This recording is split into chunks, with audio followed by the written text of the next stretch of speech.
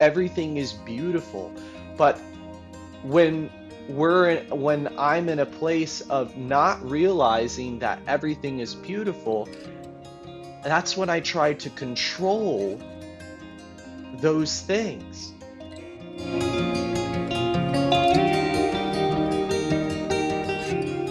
Here we are.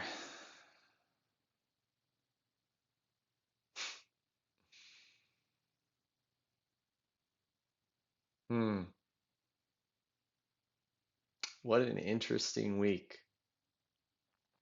Absolutely interesting. I want to talk about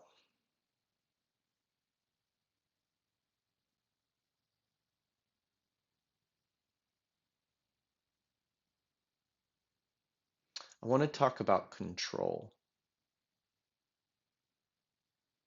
controlling other people,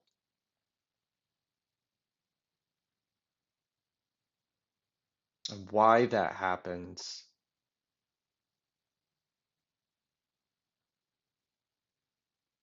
And I think what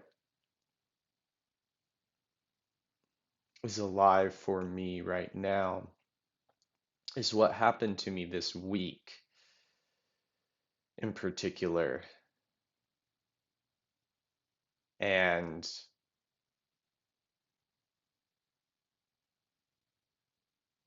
through talking about this, I think it will reveal why I'm thinking about control. So I was working and I was in a situation where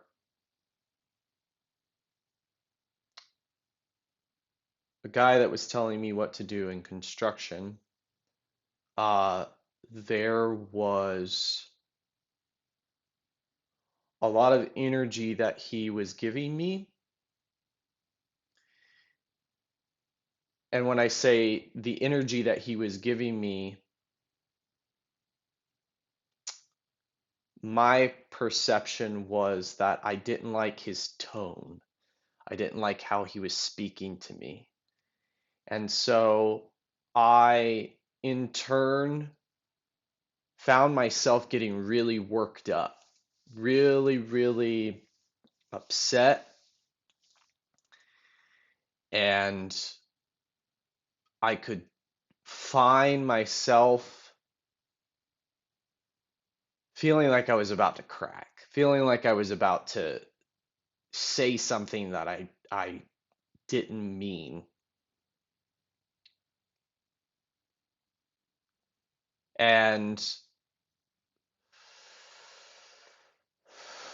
what ended up happening was normally when I get pushed to the edge, and what does that even mean, getting pushed to the edge? I think what that means to me is I'm not coming from a place of stepping back, being the witness of what's going on, and being grounded and centered in how I perceive what is going on around me. And so what happened was I got pushed rather than taking a step back. I went in, guns blazing, so to speak, and was just like, what the fuck is your problem? And then I went into this place of anger, but I was surfing that wave of anger and acceptance. So I came in with, what the fuck is your problem? To then realizing, oh, I've been pushed to that edge. Now I need to stay in this place of I feel speak, which, if you're not aware of what I feel speak is, it's just a form of nonviolent communication where you come into a place of saying things in I rather than you. And so I said, I feel like your tone makes me feel like I think I said, I feel that your tone is making me feel like I'm stupid and I'm trying to do a good job, and I just feel that you're rushing me, and I feel that the more you rush me, the more I get upset. And I started to stay in that place, and I was really upset. And then that person softened a little bit, slowed down a little bit, re-explained himself, and then all of a sudden I just broke into tears. I started to cry. And then he saw that, and he was really surprised. And what that showed me with his surprise was that my perception is that he was totally doing this on purpose. And what I was finding was the anger was because I feel like I was trying to control the situation, and it wasn't what I quote unquote wanted it to be. Wanted it to be what did I want? I wanted it to be all perfect and fairy dust, and you know, be super. It's so interesting. I feel like I get so disillusioned when you're feeling really great and you're feeling really spiritual, and I say feeling really spiritual, whatever the fuck that means. Uh, and you get into this place where once you step outside your home and experience the world, that's when that control comes in, where it's like, wow, things are not happy-go-lucky. I put that in air quotes because that is a place of ego. That is a place of control. That is trying to control your whatever you're experiencing with your happiness and love. You're trying to control that outer world, and what I've realized is is that is a place of ego. That is a place of trying to control what is already good. What is already good in the outside. Everything is good. Everything is everything is beautiful. But when when I'm in a place of not realizing that everything is beautiful, that's when I try to control those things. And so with this person I was working with, I tried to control his tone. I tried to control his his energy. And then I realized in the moment when I came at him, I was like, what the fuck is your problem? Really, what I am recognizing is the finger just needs to be pointed back at me, is what the fuck is my problem? Where I am in a place of trying to control someone else and just staying centered in what's going on inside me. But what ended up happening was that, I cried. He was really surprised, and he's like, "Hey man, it's okay." And he just started to explain to me, like, construction is simple. And when I say simple, it's not easy. Everything in construction is linear, and it's consistent, and there's no wibble wobbles or, you know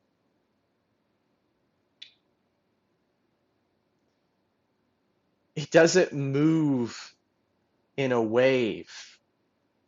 Now, dealing with other people in construction and dealing with humans, that can always move and ebb and flow. But when you're dealing with numbers and measurement and specificity, those things don't change.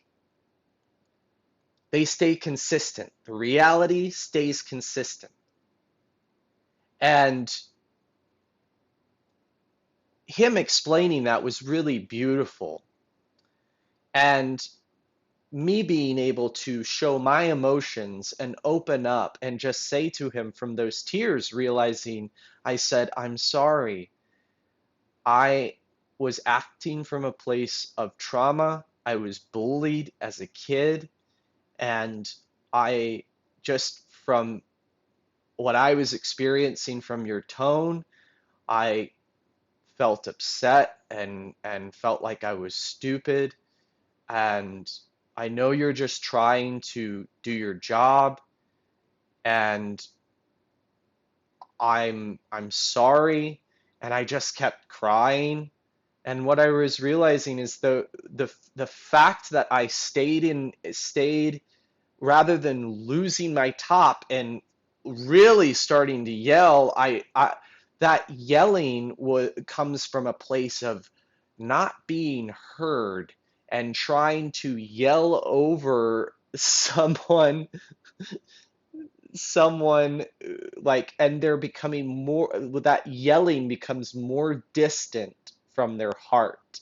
I think I heard a quote where when people yell, it's because they're not in touch with they're not saying they're not in touch, but they're so far away from their heart that they yell to try to um, to try to be heard, like to get their heart to hear them. And when I say their heart, I'm talking about, because everybody's heart is linked. We're all one. And when that yelling happens, it's trying to get them to hear you, hear your heart. And if in that moment I was able to, I jumped out at my heart, I jumped away from my heart, and then I reconnected to speak to myself and come from an I place of I'm feeling this way and this is what I'm experiencing. And in the end, it's never the other person. It's never the other person. It always comes back to you and the issues that you're dealing with. If you're not in reality, you're in pain. If you're not in the now, you're in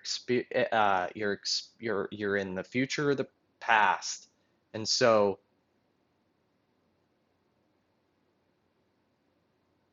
that being said,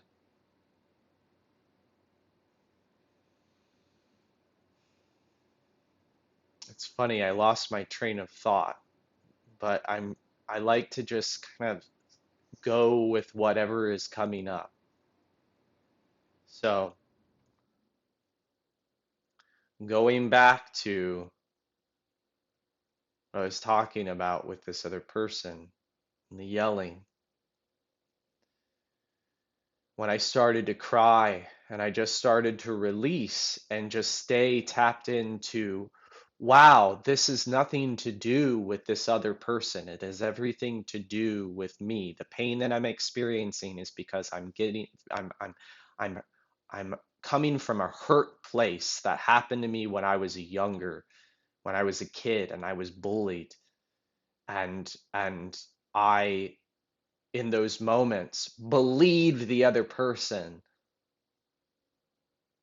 And now I was able to release those beliefs and realize that I know I'm not stupid, but it's about staying in that groundedness and in that place of the heart, that knowingness that you are beautiful, is where true magic can happen in those moments. And magic really did happen. I got reconnected with my heart. I released that. Then he saw those tears and realized that that was a truthful place that I was in my perspective. Because he softened and he really said, "Hey, man, it's okay. Everything's okay." And I and he really started talking to me, and not that I was trying to change how he was. I was just opening myself. But he softened because he realized that yes, there was something deep, there was something authentic there that I was experiencing. And gosh, it was really beautiful because after that we were able to laugh about it, laugh about that experience and move forward and staying present. Because man, like I could feel that we were both on edge, just having a boss that's above us, and there needs to be a thing done a certain way, and then there's pressure on this guy to do it a certain way, and then I'm trying to I normally don't like to be rushed, and I don't do well when things are rushed and under pressure. So it's up to me to keep myself at a place of calm and a place of presentness. And however, see, this is the thing with empaths is we have to be really aware of how we jump on other people's energies. How we If we're not aware, we can really just get caught. We can get caught in the the flow of things.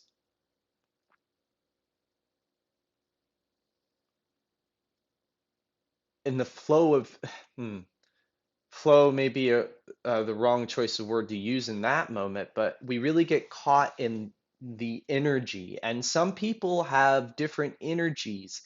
Sometimes it can be like a vortex energy where it's sucking, pulling you in.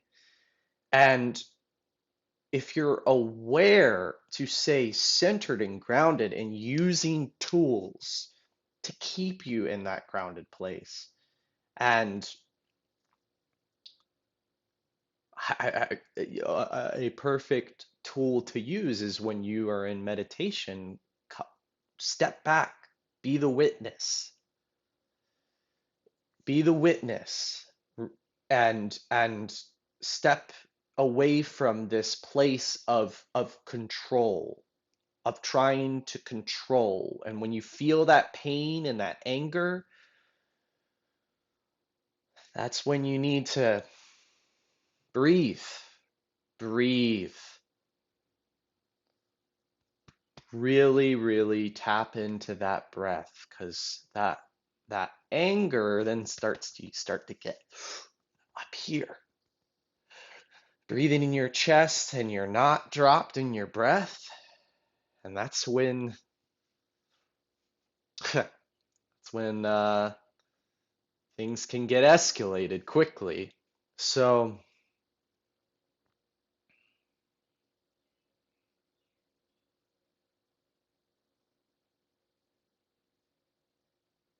when we step outside of our heart,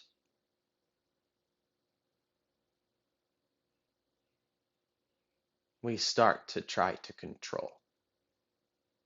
control everything that's going on around us. Blame, blame, blame, blame, blame all the people that are doing things differently. It's all beautiful. And it's so interesting because I find these videos so helpful for me. A reminder, it's all beautiful.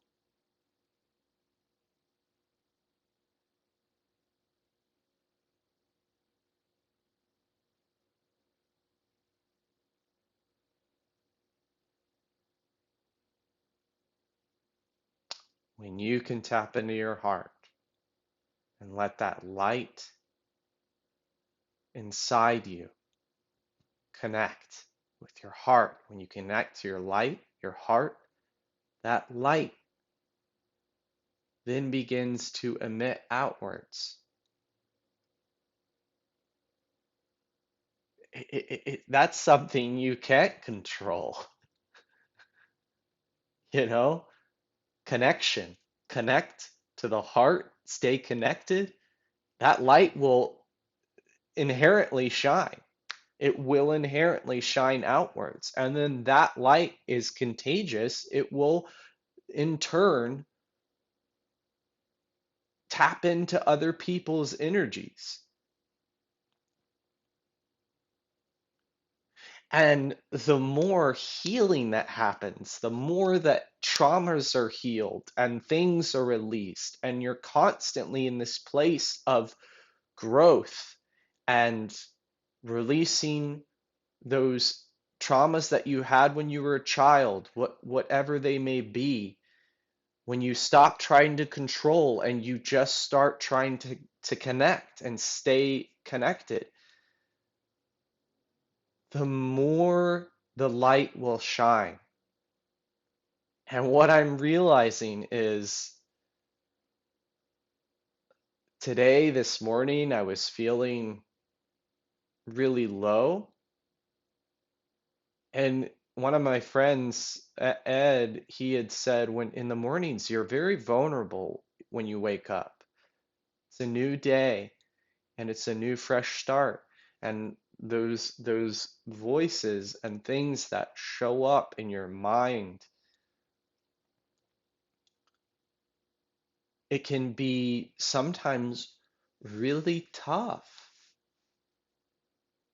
to find yourself in your meditation or doing your healing practices. You just want to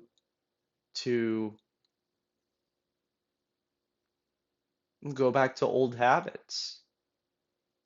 Grab the bottle, drink, grab the pornography, watch.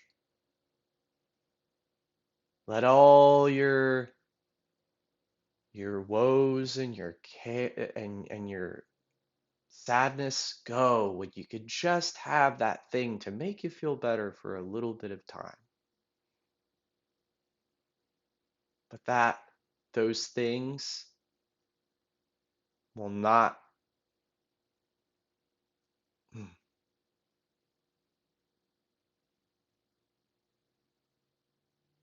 those exterior things, those things are not going to help you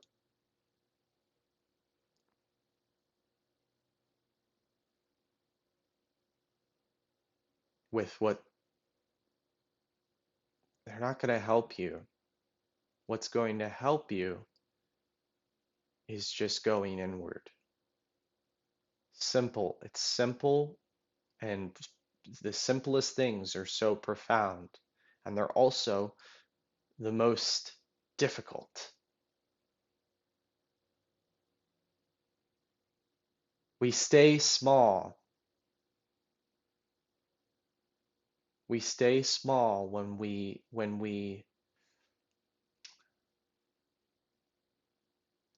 don't tap into our heart every day. Reconnect every day, every moment. And hey, like it's always going to be shifting and moving and changing. And that's okay. And the voices are always going to be there. But in my experience, they do become quieter. But enjoy the process. We have to enjoy the process. Welcome anything and everything that will help us to grow. And the things that hurt and the things that are not easy are the things that are going to help us grow.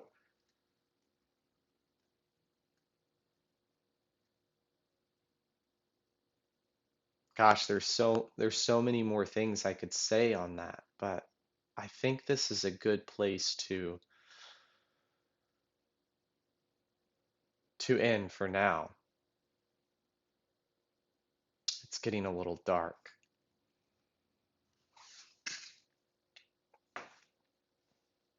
Hmm.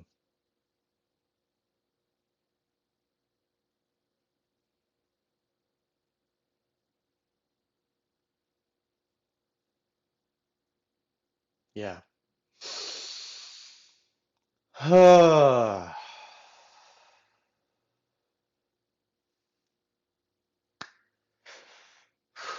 Thank you all for anyone that is listening.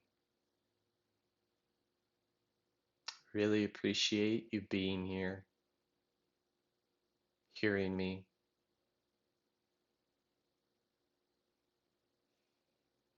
I really do. And comment below. I really love to stay connected with you.